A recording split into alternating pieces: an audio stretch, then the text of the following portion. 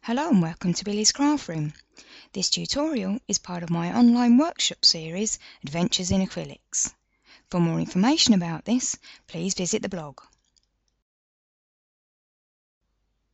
In today's film, I'd like to show you how to create a vintage purple distressed paint effect. Like my other projects, this has a reasonably smooth finished result, so it's perfect for surface decoration, but you could also use it for art journaling and also for stamping or writing over. For this project, you'll need a palette knife, some mount board. This one is already coloured white. I haven't gessoed it or painted it with anything at this stage. I'm using two types of acrylic paint, Winsor & Newton Galleria, which is their Flow Formula acrylic paint in Winsor Violet, and also De La Rowney's Interference colour, Shimmering Gold.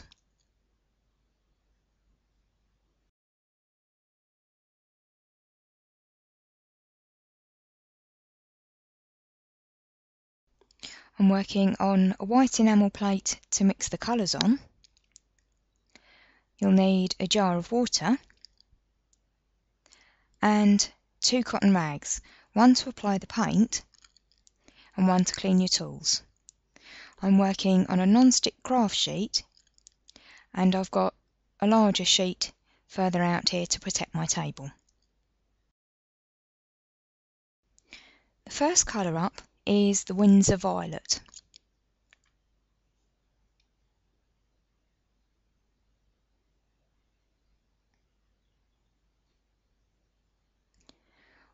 I've already put some paint out and I'm going to apply it using this edge of the craft knife.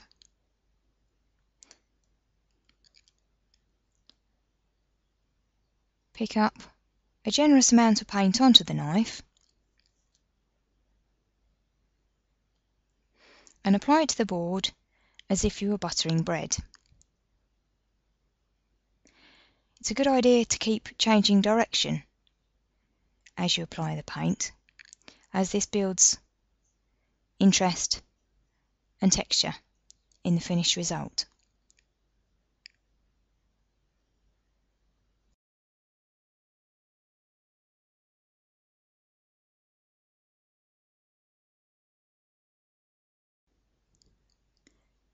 Continue until you have an effect that you like. That's how the piece looks at this stage. You now need to set it aside to dry completely before you move on.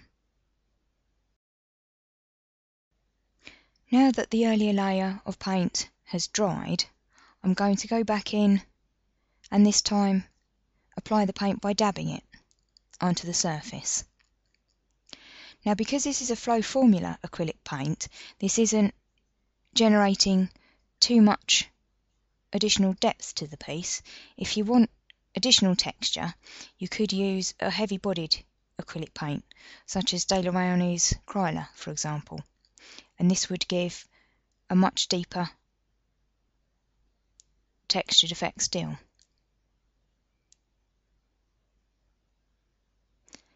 The trick to this is to pick up a generous amount of paint on the knife and then just dab it onto the card. I'm using the flat of the blade to give this texturing.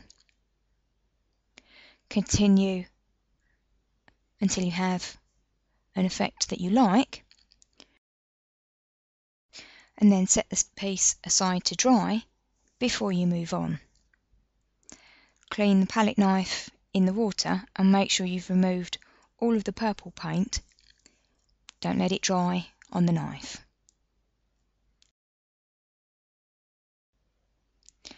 You might notice the difference in colour from the piece I showed you at the beginning of the film and the piece I'm creating here. The original one, I only put one layer of the purple paint, so it has come up a lot lighter. You can control how dark the piece goes depending on how much paint you apply. I'm now going to show you how to get the metallic effect.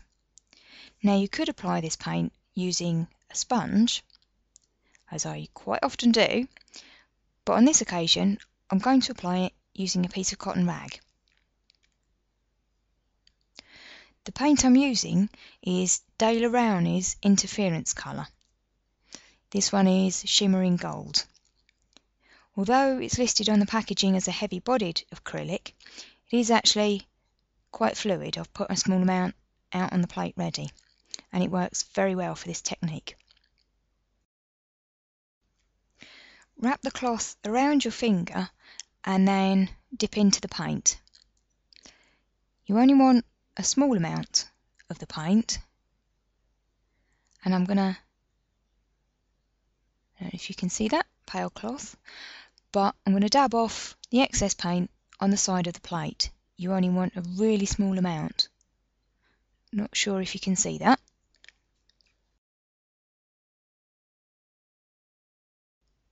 However careful you are, the very first application of paint from the cloth still seems to be quite heavy.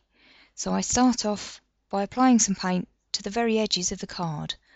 I quite like creating a bit of a border around my projects, and by starting on the edge you can remove any heavy build-up of paint.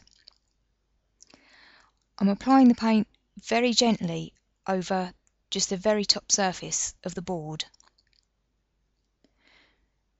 The paint's catching in the textures I built up earlier.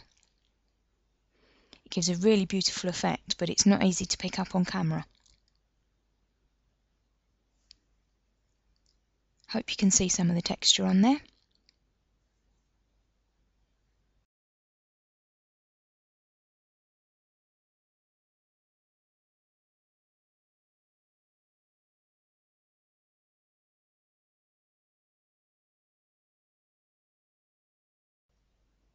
Notice when I'm going back to pick up paint, I'm taking it from the area where I dabbed off earlier, rather than into the larger amount of paint, and starting on the edge of the card once again. Continue to gently apply the colour until you have an effect that you like. If you have any heavy applications, use a separate area of the cloth to rub over the paint to help blend it in.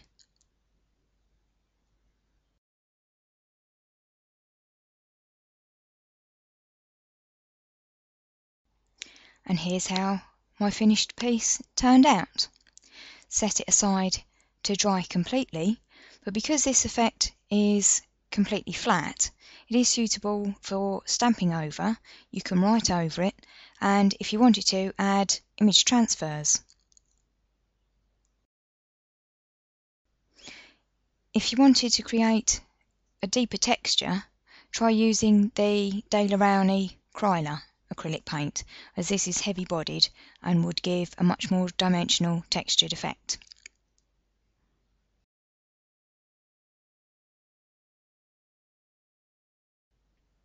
Have fun experimenting, and just remember, it's all about the journey. I'll see you next time for some more adventures in acrylics. Thanks for watching. See you soon. Bye bye. For more inspiration, please visit the blog on www.billiescraftroom.co.uk.